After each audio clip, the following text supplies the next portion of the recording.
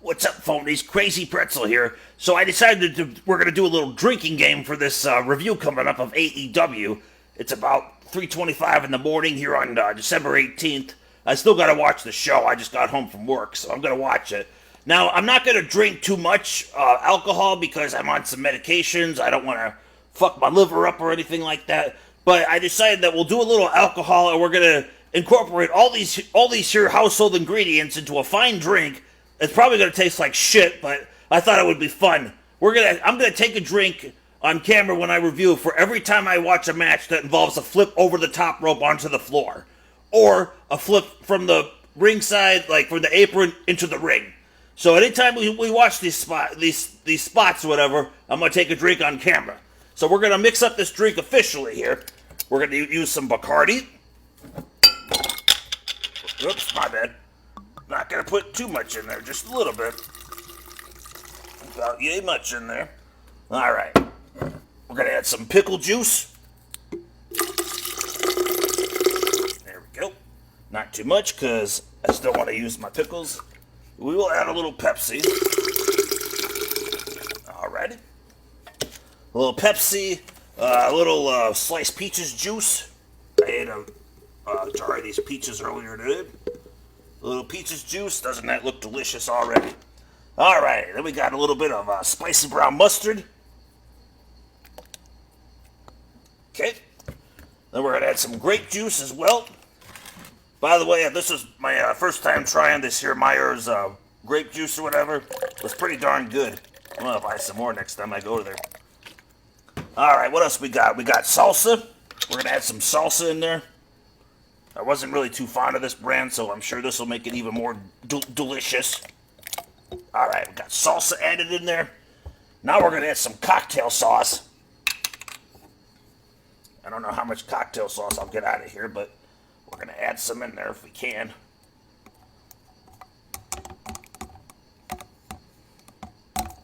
Alright, we got some in there. Alright, we got some cocktail sauce. And last but not least, we're going to add a little milk to this as well.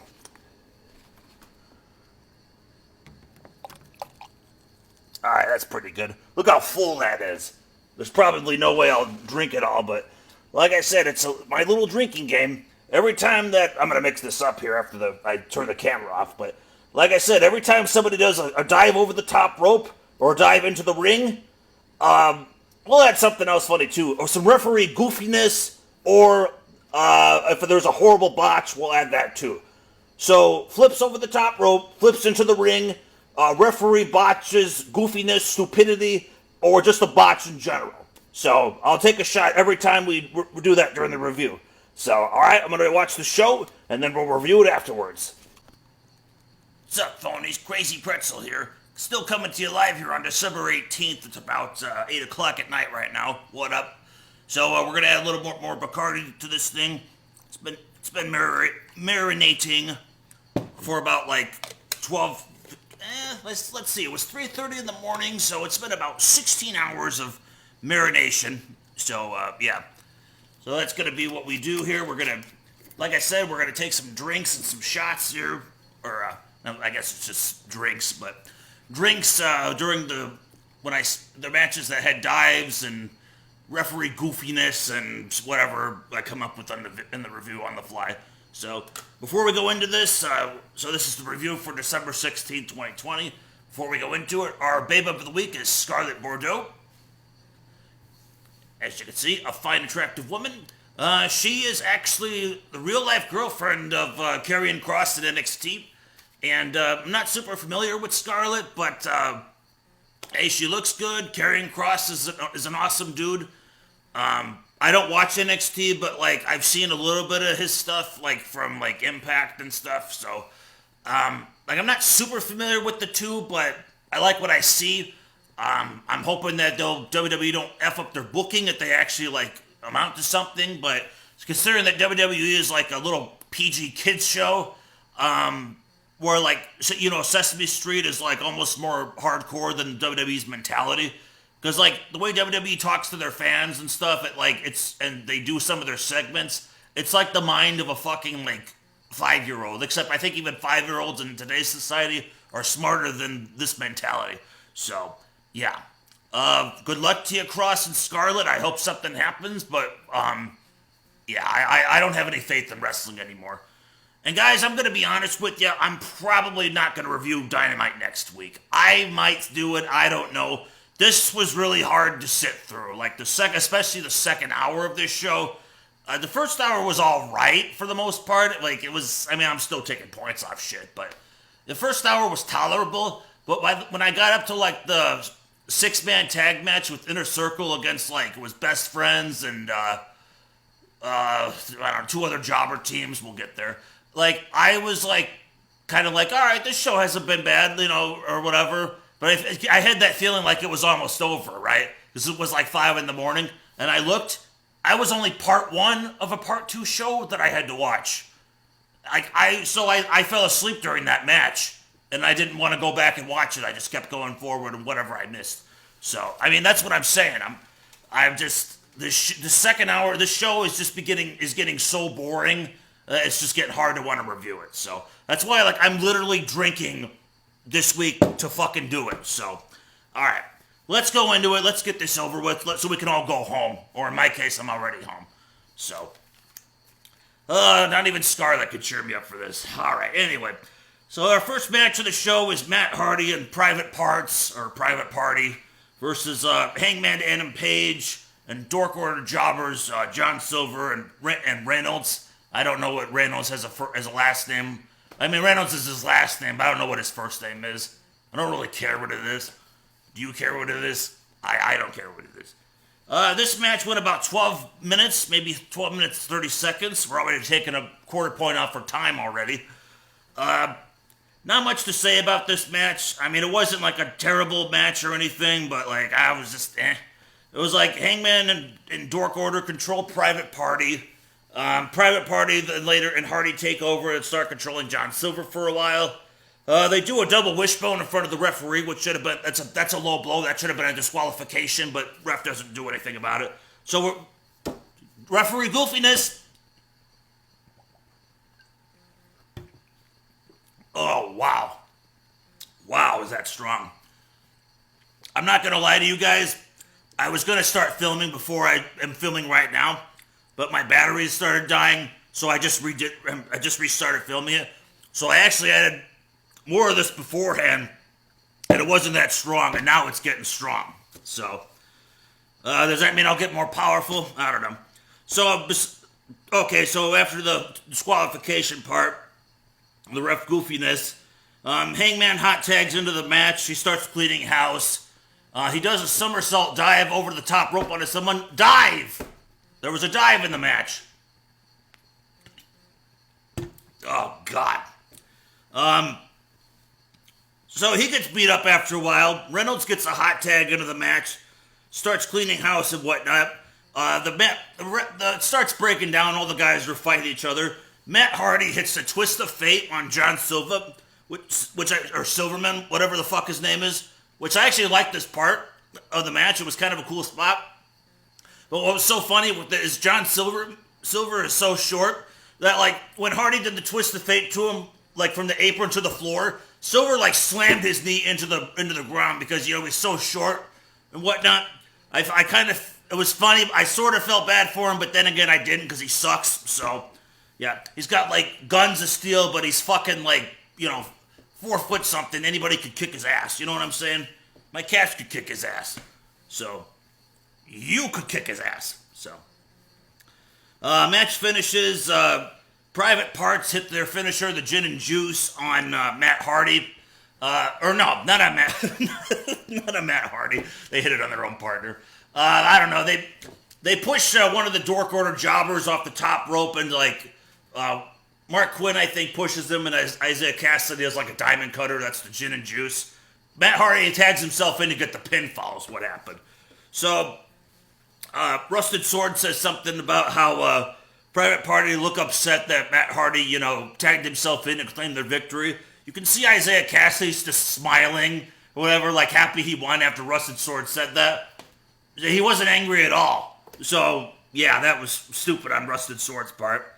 I don't know what they're doing with Matt Hardy. It's like he's a coach of the team, but like he's becoming like, full of himself, arrogant, cocky, or whatever, because he's a legend and he's Matt Hardy or something. So I guess this is like his new character direction or something. But like, who gives a fuck? You know what I'm saying? Like, Matt Hardy should just be doing broken Matt Hardy, and he made it like way too fucking goofy, whatever. Like, I mean, it was goofy before, like in WWE, and especially at Impact, it was goofy, but it was funny. It was entertaining and whatnot. And then he decided to make it like super fucking goofy, like he was changing clothes in like the ice machine, like in a backstage brawl match or something. And then you watch the football field fuckery or whatever that football field stadium cinematic thing they did or whatever. Yeah, I don't know what's up with Matt Hardy. I don't care. So I gave this match a 2 out of 4. The time limit, like I said, was 12 plus minutes, and then we had the referee retardation. The selling was okay, and I guess the purpose of the match, I guess I could give them a quarter point on, because I guess like Matt Hardy eliminated Hangman, so that's why there was this match or something. Although if it wasn't Hangman's idea to wrestle Matt Hardy or have the match, is that real? I don't know. Whatever. Logic on this show is for pussies, because apparently it doesn't exist. So, yes, JWs, I said the word pussy. So what? Anyway. Gotta give props to WJ. There was a hilarious video he made back in the day or whatever. He was making fun of, I think, Kenny Omega or something.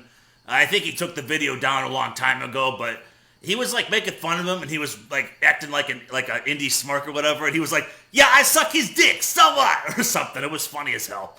So, yeah, whenever I say, so what, I'm always thinking of WJ saying that line. It was funny. All right.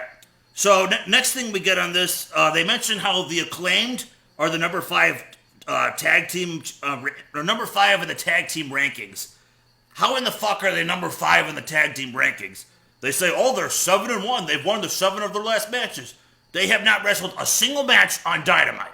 They've probably wrestled on Dark. So they wrestled on Dark like 7, 8, or 8 times in a row. So that's how they're number 5. And I looked on the website too. By the way, I'm taking a half a point off the show for this too, because I did my research, right?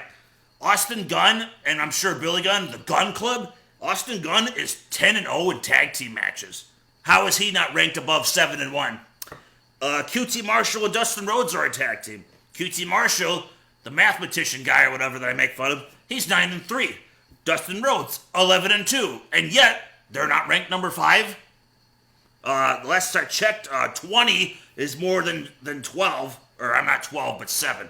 The reason I said 12 is because Butcher and Blade are 12-7 as a team. 12, again, higher than 7 wins. Whatever. Oh, well, if you do the math, 7 wins and 1 loss versus 12 wins and 7 losses. Yeah, I get that, but still, that's more matches they've won. So that's 3 teams that should be ranked number 5, not the Acclaim. So we're taking a half a point off for their fucking mental retardation on this show. All right, next we got Inner Circle backstage.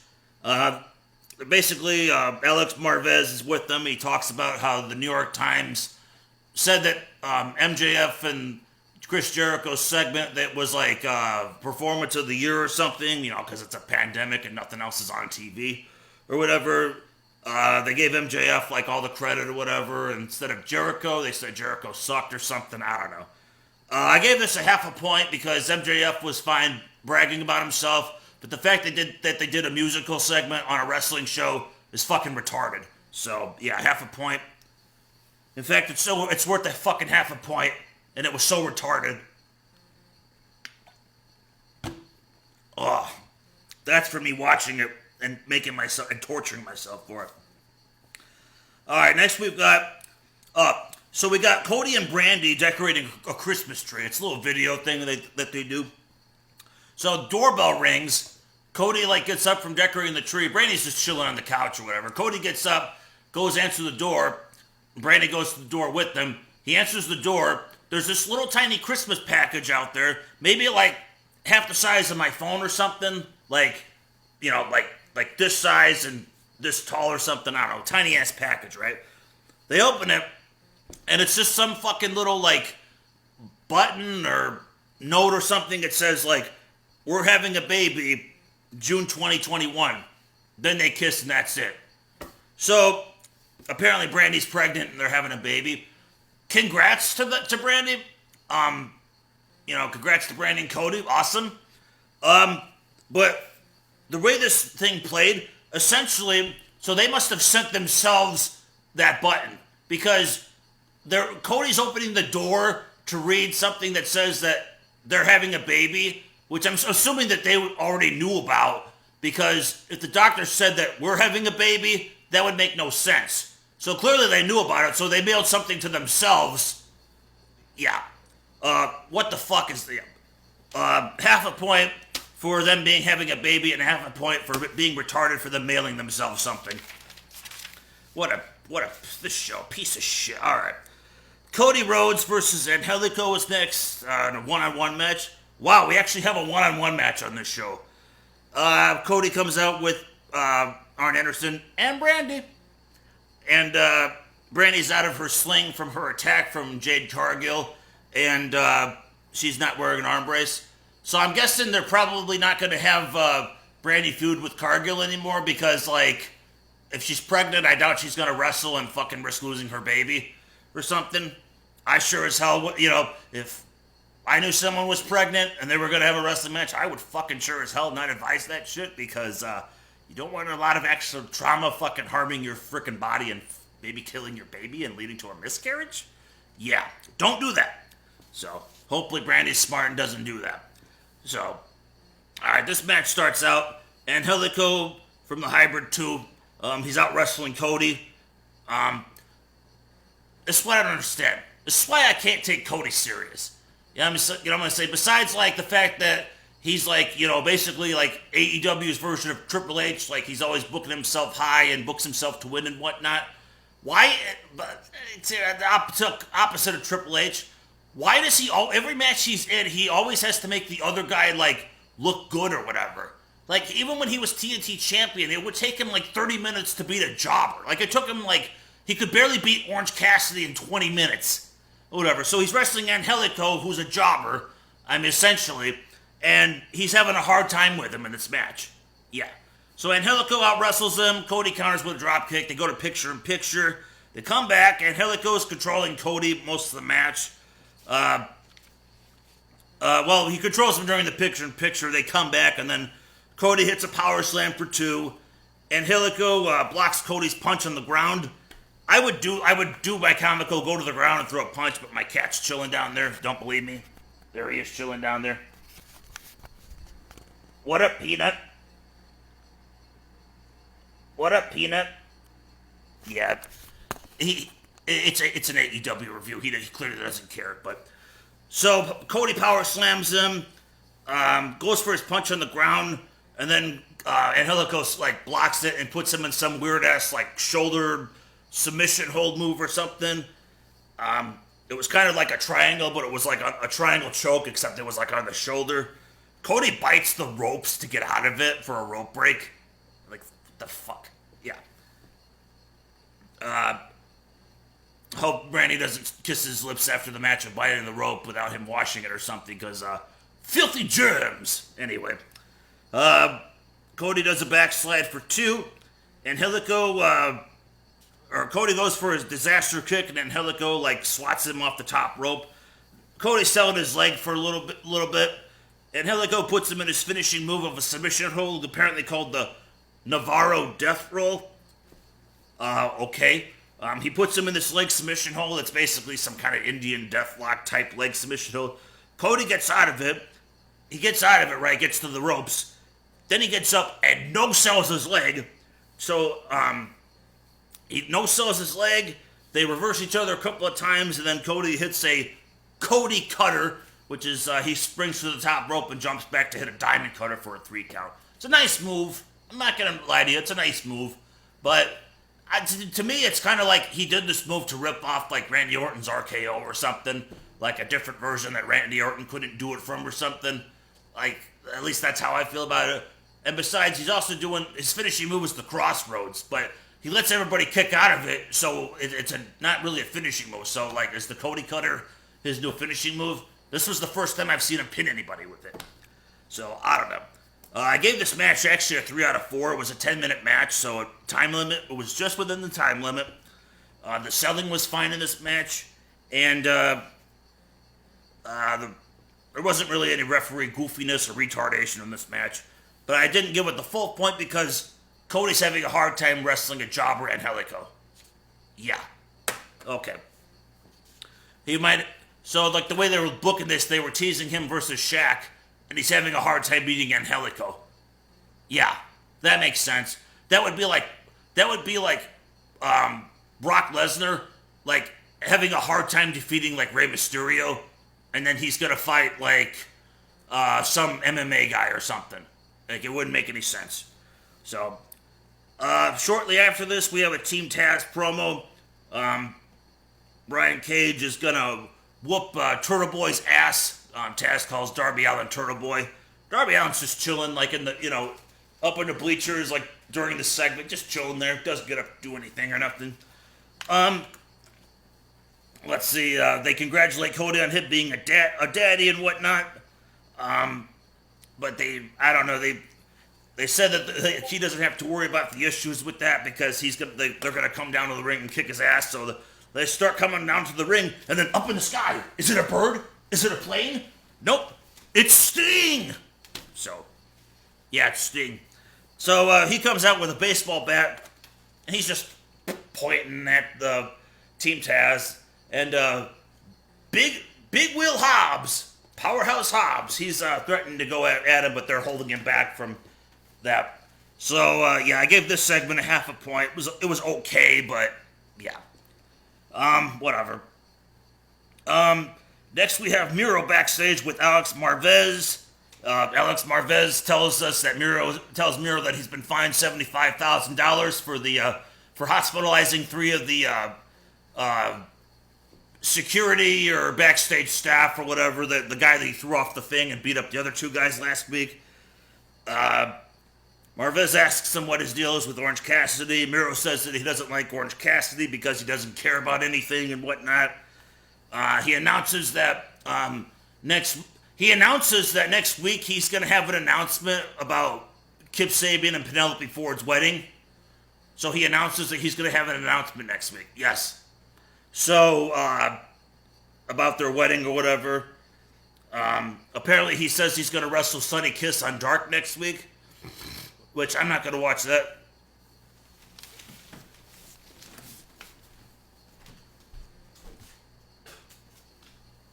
Sorry about that. Sonny Kiss, mucus, spit, yeah. Physically makes me sick, but yeah. So he's going to wrestle him, and then he's, I don't know, he's going to do that on Dynamite the next night. And then Marvez says, what about the 3 people in the hospital? And he's like, bah humbug. So that was kind of funny, but the rest of it, still feuding with Orange Cassidy. He's still being involved in the stupid tag team with Kip Sabian. Like, he's doing absolutely nothing cool or whatever, or exciting or whatever. He's just being a jobber. So 1/4 point for this. What the fuck? Rusev used to be an awesome guy. Came out with a tank on a tank at WrestleMania against John Cena and whatnot. And even the stuff he was doing with Lashley and Lana, like in that goofy ass crazy like, what is it? That cheating feud or something where Lana was like with Lashley and whatnot. I mean, that could have been better, but even that was still better than this trash. And that was trash on its own too. So, next we have an Eddie Kingston promo. Starts talking about his enemies. He first looks up at the sky and talks to God and says that, hey, he's still breathing and whatnot. Then he says Pac is back at home nursing a neck injury or something. And then he brings up Lance Archer. The second he says Lance Archer's name, Lance Archer's music plays and he runs to the ring as fast as possible. He must have really, really shitty theme music, or like he's so disgusted with his music that like he doesn't even want to hear it, so he runs out there so we don't have to hear it. So he runs out there, starts fighting with Kingston. Butcher and Blade come out to help him beat up Archer. Archer's like fighting back. He's not really getting beat up that bad, but he's starting to get beat up. Death Triangle shows up. It's Pac and Penta and Phoenix, they show up. Pac and Archer start beating up Kingston. Let's see, Butcher and Blade are on the outside, and Phoenix dives at top of them. Well, we gotta dive.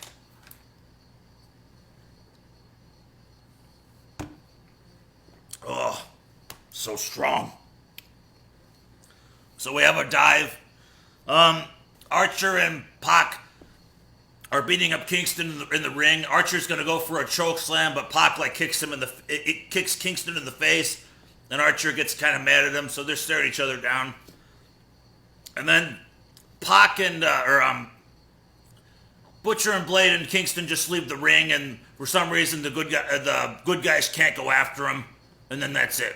So this was all right. I gave it a 3 out of 5. I liked the action. There wasn't really anything super cringy in this segment, but what stops them from going after him? You know what I'm saying? There's an invisible barrier outside the ring or something. Next, we have Dasha with Dustin Rhodes backstage. Dustin Rhodes is ripping on his 7 gimmick. He hated it in WCW, and he hates that Evil Uno brought it up, and he says that last week it started with 10, and then one by one the whole Dork Order is going to fall, and then he's going to kick Evil Uno's ass. So, I mean, I don't give a fuck about this storyline and whatnot, but the promo was okay. I didn't really have an issue with it. I'd like to think that it would be Dustin Rhodes against somebody that actually mattered in this company. So because of the fire and passion, and because I'm slightly kind of fucked up from this drink right now, I gave it 4 out of 5. An extra bonus quarter point for Dasha. But we're still not giving it a full 5 out of 5, which would be a 1 point anyways, because it's the Dork Order. Get them the fuck off TV! I'm begging ya! Anyway. Next we got our epic 6-on-6 match. For no reason. Best Friends, Top Flight, and Varsity Blondes versus the Inner Circle. There's really no reason for this match. The Best Friends haven't feuded with Santana and Ortiz for a while. Varsity Blondes had a match with FTR last week and lost. They haven't had any issues with Inner Circle. Top Flight have not had any issues with Inner Circle. There's no reason for this match at all. So I'm already taking a quarter point off for that. So the match starts off. Wardlow's not here this week. They said he has family issues at home or something. Probably tested positive for COVID, but that's the hip thing to do nowadays. Test positive for COVID. So, yeah. Fuck Bill Gates and the Chinese communist motherfuckers for creating this virus in the first place. You're killing off all my elderly people at my work, man. Not really at my work. Luckily, we've only lost a couple of people, but still. Killing off the elderly, man. Elderly are all right, man. Yeah, some of them are a little bit crazy, but you know what? It's my job to take care of them. And Bill Gates and those motherfuckers are killing them off. We have got to stop Bill Gates before it's too late. Anywho. So this match starts off. Jericho and Brian Pillman Jr., they start the match off. JR puts over how they never have locked up with each other. I was going to say interchanged with each other. Interchanged. Locked up with each other. Jericho beats up Pillman in the corner for a while. Pillman hits a nice drop kick on him.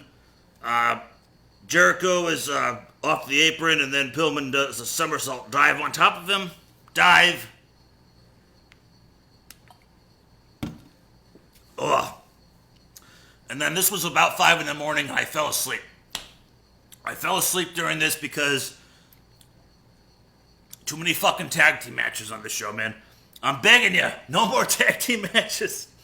So I fell asleep. I woke up. When I woke up, Trent was in the ring. Sammy Guevara and Jericho were showboating a bit. Guevara went up to the top rope. He was going to do some kind of 450 splash or something, but then Trent was going to move out of the way, so he rolled through to avoid it. I absolutely hate that shit. And I loved Eddie Guerrero and whatnot, but he used to do that too. He would he'd be going for the move, but somehow he could see in a corner of his eye that the guy was going to move, so he would roll through it. If you can't hit the move or whatever, then just do something where you're going to do a high flying move, but you miss it. You either miss the guy because the guy moves out of the way, or just don't do it in the first place. When you roll through it, to me, it looks fake. It just looks fake and whatnot. So what else happened? So he misses it. Darius from the white guy from the Top Flight team tags in. He hits a standing Spanish fly on Ortiz. That's another wrestling move. I fucking hate the Spanish fly. Who does it hurt? Like, the only way to, the way it does it is, hypothetically, let's take this paper towel dispenser. All right. So we take this. Hypothetically, you hold the guy up and you have the strength to somehow grab him, flip over backwards while holding him in the air to slam him. That is fucking impossible. The only way the move works is because this guy flips with you to do it. So I'm expected to believe that this guy is so fucking strong that he can lift this guy up in the air to flip with him to do the move. It is fucking stupid. It is not believable. So, yeah. It's worth a shot. It's such a fucking dumb move. Alright. So, he hits that. Then, Dante does something, Dante does a somersault dive on the Santana Ortiz. Oh, God. Another dive. Another fucking dive. Ortiz gets hit with a kick and a half Nelson suplex, what they call a half and half, whatever. Finish of the match, Hager comes into the ring, he, gets tagged in, and he does Wardlow's, F10. It's supposed to be an F5, but I guess he's supposed to, flip the guy around a second time for a spin or something, but he kind of just does it weird on Griff Garrison, one of the Varsity Blonde guys. And then MJF tags himself in, or he tags Hager, and then he comes in and gets the pin to showboat it. Before that happened, Jericho hit Griff Garrison with a bat when the ref wasn't looking. So, but whatever. This match was 15 minutes. I gave it a 2 out of 4. Time limit was stupid. And the purpose of this match, there was no purpose. So, next we come to about the only thing I truly, honestly enjoyed on the show. I just would like to check my time real quick. Gonna go into a 40-minute review here again pretty soon, but yeah. So, Alex Marvez is backstage with Thunder Rosa. Thunder Rosa starts cutting a pretty good promo. She talks about Britt Baker and how Britt Baker says she doesn't belong, and she's like, you have the balls to say I don't belong here? And she's cutting, ripping on her and says a little Spanish here or there. Really good, mic work from Thunder Rosa. Reba shows up and says, you can't talk to Britt Baker that way. And Thunder Rosa's like, what are you going to do about it, bitch, or something? And the second, they're about to go at it, Britt Baker runs from behind and just nails Thunder Rosa, from behind. She goes to put her, in the lockjaw, but instead of, doing the hand thing, she just kind of, has her kind of, trapped on the ground. Reba pours, this water, over Thunder Rosa's, facial paint, and then Britt Baker starts, smearing it, into her eyes and shit and whatnot. And then the camera's, on the ground, because, Marvez is a fucking pussy and disappears, and camera's on the ground, and Britt Baker stares at it, and she's like, does this thing still work? Or did that ugly face break the camera or whatever? It just has this smirk and just they leave. It's fucking great. That was fucking awesome. Point and a half. That was the best thing on this show. So, this is the only thing I've seen, in a long time where, the two people actually look like they actually hate each other and want to kill each other. Which is what pro wrestling is supposed to be. But, yeah, not in Fantasy Funko Land. Alright, next we've got SCU versus the Acclaimed. Daniels comes out with their theme music playing. He's got the microphone. He's got a microphone, and occasionally he says a couple of lyrics to his song or whatever. I don't understand, why he comes out with a microphone. He never really cuts a good promo with it. He doesn't sing the song with it. There's no fucking reason for it. That would be like if I was a wrestler and I came out with, an insulin shot or something, and, I just looked at people like I was going to stick him with it or something, but then I never do. What's the point of that? You know what I'm saying? Maybe occasionally I squirt a little bit of the insulin out of the syringe to, make it look like I'm going to, but then I never do it. That would be stupid. So, Anthony Bowens and Max Caster come out, the Acclaimed, and one of them's cutting this really cheesy rap. basically these guys have John Cena's old gimmick from the WWE from like 2002 or something, 2003. I think it's more 2003 when he was like cutting like cheesy raps and stuff. Which, don't get me wrong, John Cena, when he used to do it, used to make me laugh or whatever, but some of these raps were just a little bit too cheesy. I kind of liked it a little bit, but I don't know. So they're cutting a rap on the FCU, and then Kazarian says, like, you know, he can do it better than them and stuff, and he starts rhyming, and his, like, rhymes actually sounded a bit more intense than the Acclaim. So, yeah, that was actually a little bit of personality from Kazarian that I enjoyed. So, match starts off, SCU is controlling both the jobbers, the Acclaimed. I still don't know how they're number 5. This is their first official match on Dynamite. So, but yeah. So they're getting beat up by SCU. They go to the picture-in-picture. We come back. Kazarian's getting beat up by, I think it was Bowens. I'm not sure. He jumps over the top rope to hit a DDT. Then he hot tags in Daniels. Daniels hits John Cena's spinning powerbomb move, the Blue Thunder Bomb, for a 2 count. Does a Uranagi on Bowens. Goes up, he's going to go for the best moonsault ever, but then Caster, stops him. He stops him from first doing it. Then he, comes into the ring to attack him, and then Kazarian clotheslines Caster and himself over the top rope. Daniels does a crossbody on Bowens for 2. Daniels, he goes to the ropes for some reason to yell something at Caster or something, and then goes back to Bowens, and Bowens shoves him into the ropes, and then Caster has a boom box outside the ring, like a CD player or something or whatever. He hits Daniels in the head with it, and then Caster does some weird some kind of weird T-bone suplex slam or something like that. He doesn't really suplex him. He just kind of lifts him up in the air and just kind of slightly turns him and slams him and gets a 3 count. So after the matchup, the Acclaimed the Young Bucks are in the crowd for some reason because all the wrestlers have to watch each other's matches and whatnot instead of just, having something else to do with their lives or something. You know what I'm saying? Back in the days of Nitro, even if there was a pandemic, I doubt that all the wrestlers would, the New World Order would have been sitting with WCW in the crowd.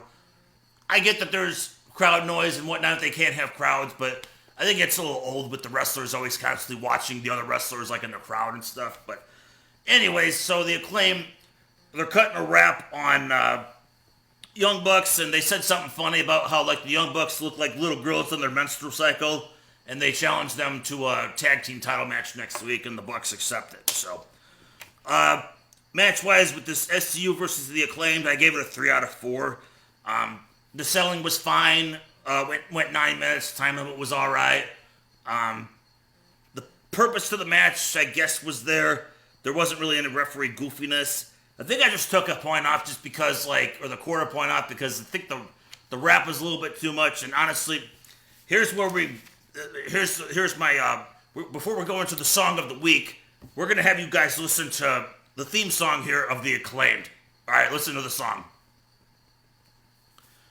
All right, now you've heard the song. Here's what the song makes me think of, reminds me of.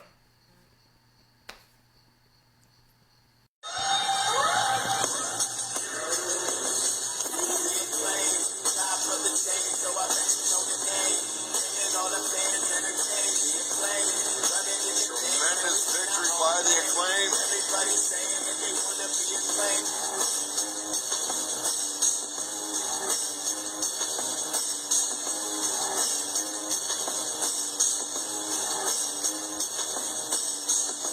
And the song just goes on and on with no more lyrics in the background.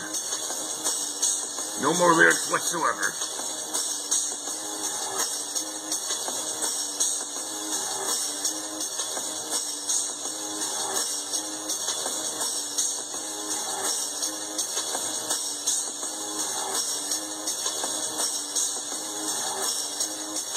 The finisher is alright, but the licking of and biting of that guy's hands, kind of disgusting.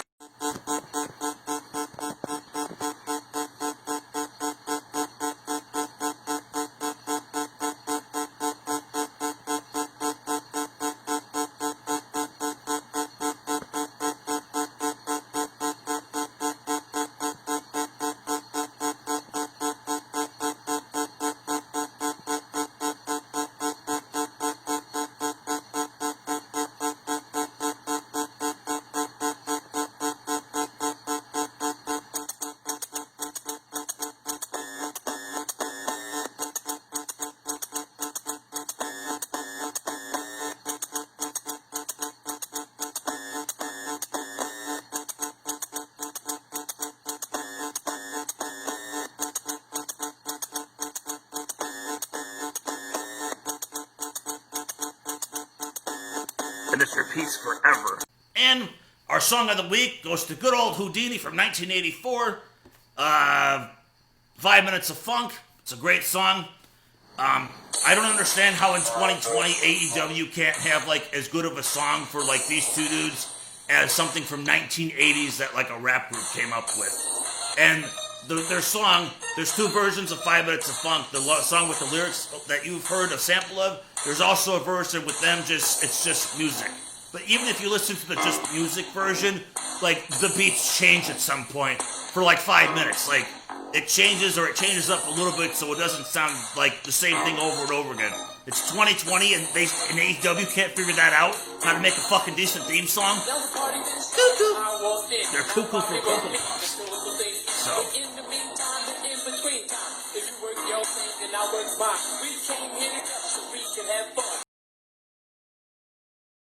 Alright, next we got Dasha backstage with Top Flight with Darius and Dante. I always forget who they are every week. I have to remember that Darius is the black guy and Dante is the white guy. So, this little promo was alright. Dante says something weird though. He says something about how they're the coldest team in the game. Are they supposed to say the coolest team in the game? Because if you're the coolest, then that means that you're putting yourself over as you're like, the most awesome and the most awesome or whatever. Nobody can outmatch you. You're the coolest or whatever. But he says the coldest team. Like, the coldest team. That's a botch. And if it's not a botch, is that slang for something else nowadays? What does that mean, the coldest team in the game? They challenged Jericho and MJF to a tag match next week. And Darius says if they don't accept, then they're just little bitches or something like that. So, yep. I'll give them some props. This was alright. Plus, Dasha was there. I'll give this a 3 out of 5. Not really crazy about Top Flight, but at least I can appreciate that, like, they said something about accepting it or them being little bitches or whatnot. That's something that somebody would say in modern day versus WWE. They would probably say, you gotta accept this match or you're just a bunch of funky fruit roll-ups or something. Like, that's probably something WWE would say with their kids' mentality attitude. So, here's WWE and their kids' mentality. This little thing right here. Get that the fuck out of here. Alright, next we go. This was a boring match. This was Eva Malis. Eva Lise and Diamante versus Big Swole and Serena Deeb in a tag match. Serena Deeb is the NWA Women's Champ, if anyone cares. Like I said, I have no problem with Serena Deeb. She doesn't really have a character or a personality. It's just, here I am, I'm the champion, I'm a good wrestler, and then I'm gonna wrestle. Like, that's her character. She's got no character at all. She needs a character. Big Swole, this is Big Swole in a nutshell. Here's her music playing. Swole, do-do-do, swole, do-do-do, swole, do-do-do, swole, do-do-do, swole, do-do-do, swole. That's all she does. What the fuck is that? What is that? What does that mean? Big Swole. Swole means swollen. So, like, having swollen legs or swollen body parts is cool. Swole. Like, what the fuck is that? Somebody tell me what the fuck that is. Tell me. Alright, anyway.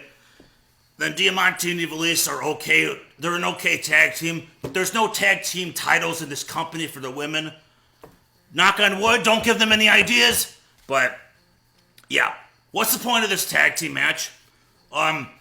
They show last week that, they show that goofy-ass backstage thing where, like, Jade Carter and Nia Jax.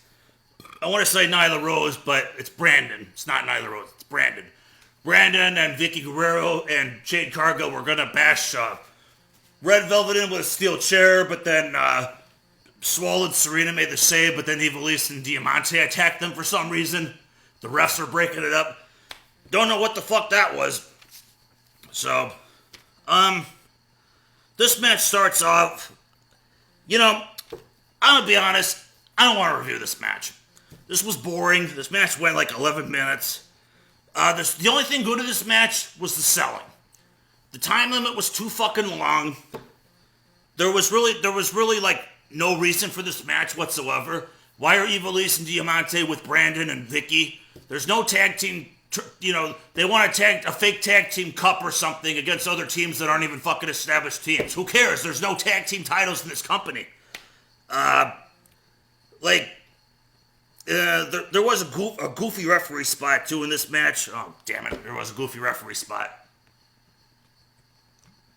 What was so fucking annoying was like later in the match, Ivelisse and Diamante were both in the ring at the same time.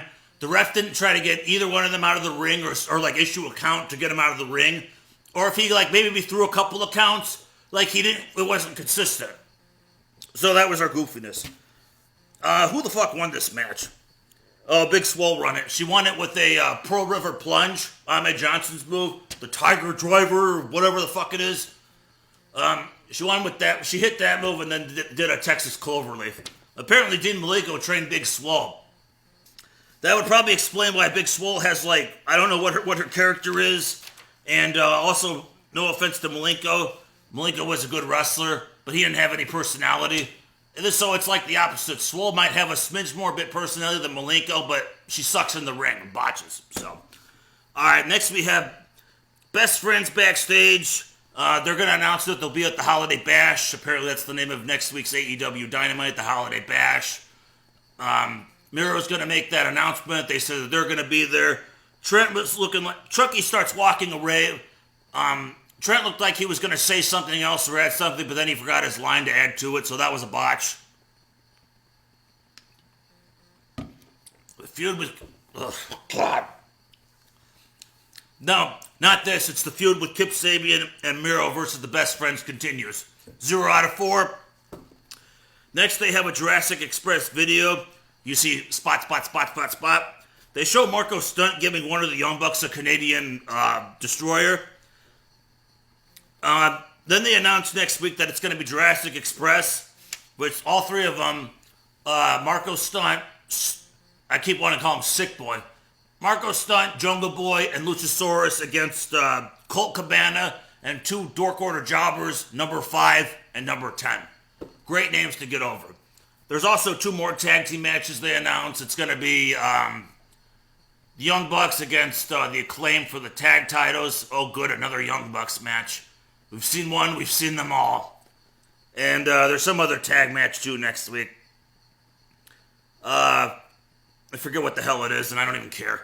So, next we've got FTR coming out to cut a promo, like at the commentator's table. Like Dax grabs the headset mic, and he actually cuts a decent promo. He's like, ripping on how Jurassic Express are a joke, how like one man dresses up, like a grown man dresses up as a dinosaur, and it's an insult to their livelihood and to their, their livelihood for their family and blah, blah, blah. I like the intensity. I gave this half a point. Like it was a decent promo. I might have given it 3 out of 4, but I took a half a point off because Tully Blanchard had a mask on when he came out, and then he pulled it down. So why is he wearing the mask? You know what I'm saying? If you're going to wear the fucking mask for the COVID shit, you should just keep it on or take it off. There were people in the crowd that have the mask down with their nose exposing. That does nothing. If you're going to wear the fucking mask, wear it correctly. If you're not going to wear the fucking mask, then don't wear the fucking mask. The CDC, it's a CDC violation to not wear the mask properly. Actually, it's not, but I guess it should be. But if you're going to wear the mask right, over your fucking face, over the nose. If you're not going to wear the mask, then don't wear the mask at all. You know what I'm saying? It's fucking stupid. Alcohol. Violence. Anywho, alright, so then we come to our main event, and guess what the main event was? Guess what it was? Joey Janela with Sonny Kiss versus the world champion Kenny Omega. That was the fucking main event on this show. Yeah. This match actually would have gotten a quarter point for the time limit of it. It was under 10 minutes, but yeah. Alright, so first off, before this match even comes out, Kenny Omega is doing his Justin Roberts, that's the commentator's name. I couldn't remember it earlier. So, Justin Roberts is doing his stupid, annoying-ass interview with Kenny Omega. The champion of 14 days. The guy that appeared on 2 pay-per-views last Sunday at the same time or whatever in all parts of the world. And this goes on and on about the fucking entrance. Like, it's dumb. Then there's the Broom Girls that come out sweeping. They're not half naked or anything. So, yeah, I don't care about that anymore. When there was two of them and they were like half nude and whatnot, they looked good. I was like, hey, cool. But they come out now just dressed up before women, just sweeping back and forth. Yeah, it's fucking retarded. So Kenny Omega comes out. Don Callis has a microphone. He tells Tony Schiavone to get up so he can commentate. Schiavone says, kiss my ass, which I actually thought was funny. I liked that part. So Callis decides to just have a microphone, and he's just like announcing like Kenny Omega's like stuff like at ringside and whatnot. Apparently this is a no DQ match because the second the match starts off, like Joey Janela clonks Omega with a garbage can. Sonny Kiss is at ringside and it comes out with him, so I'm already taking 2 forwards off of this because it's Sonny Kiss. I thought about invoking my rule where when Sonny Kiss is on my TV, I completely skip the match. Same thing with Brandon, Nyla Rose, Brandon. When he's on my TV, I also skip the match too. That's one of my rules, but I thought I'd see where this would go. Why not? I like torturing myself with this. So, all right. So the match starts off. It's noted. JR says something hilarious. He says, "No disqualification, ad nauseism." I thought that was hilarious. So, match. I could just sum up this match. So, like, Omega gets hit with a garbage can. Joey Janela sets up a couple of chairs. Omega like jumps like over Janela to slam his head like on the top of the chair or something. They go in the ring. He beats him up a little bit more. Hang on a second. Sonny Kiss. More mucus. I swear I don't do that on purpose. I say like I start talking about Sonny Kiss and mucus. So he's kicking the crap out of Joey Janela, right?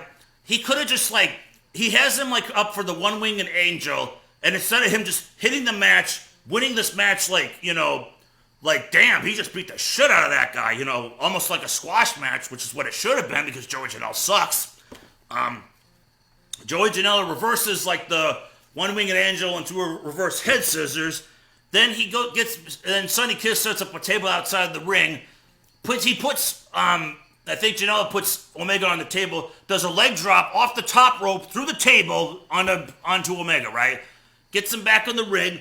Omega no-sells it, hits 2 V triggers, then a one-winged angel for a 3 count. So what the fuck? Yeah, no-sells. There was no reason for this match. Like, they could say, oh, well, they never had their first round, you know, world title tournament match or something or whatnot. That was the whole purpose of this match, but no. This match had, you know, 2 forwards for Sonny Kiss being in it. Sonny Kiss has no reason being even involved in the main event whatsoever. 1 fourth for the no-selling, and 1 fourth because if this was gonna make Omega look impressive and stuff, why didn't he just win with a squash match? That was stupid. And then for some reason after the match, Death Triangle come out, and then Pac's like, we've got some unfinished business or whatever. And then he talks about how Phoenix never had his match against Omega in the tournament because he got COVID or something, or he got injured. I think he got injured. I think he got injured from a botch from Penta or something. So they announced on December 30th it's going to be Penta versus Omega for the world title. So, yeah. Might be an okay match. I can take Phoenix a bit more serious than I can Joey Janela and Sonny Kiss. So this show got an 8.5 out of 18. It got a 47%. So another F. But yeah. The only thing I would recommend check out the Thunder Rosa, Britt Baker backstage segment. Like, that was fucking awesome. Other than that, God, was there anything else worth checking out on the show? Let's see. That wasn't really anything worthwhile. No. Check out that segment and save yourself torture from watching the show. So, alright. Thanks for watching, everybody. One more sip to you guys. Oh. I'm going to save this in my refrigerator and see if it actually is still good next week. If I feel like reviewing AEW and this actually is still good, I'm a little bit worried because there was milk in this. We'll keep the party going. But if not, yeah. I might review SmackDown next week. I might review Raw. I don't know. I'm probably not going to do Raw. I might do SmackDown next week. I might review SmackDown. I don't know. I need to get a break from this shit, but maybe if I feel like it, I'll review it. So, all right. Well, thanks for watching, guys. I hope I didn't kill you with boredom. Have a good one. If I don't see you before Christmas, Merry Christmas to everybody. Have a safe Christmas. For those of you working, keep up the good fight. I work Christmas Eve, but I actually got Christmas Day off. I'm excited. I had to work Thanksgiving, so I'm excited to see my family. So, all right, guys, take care.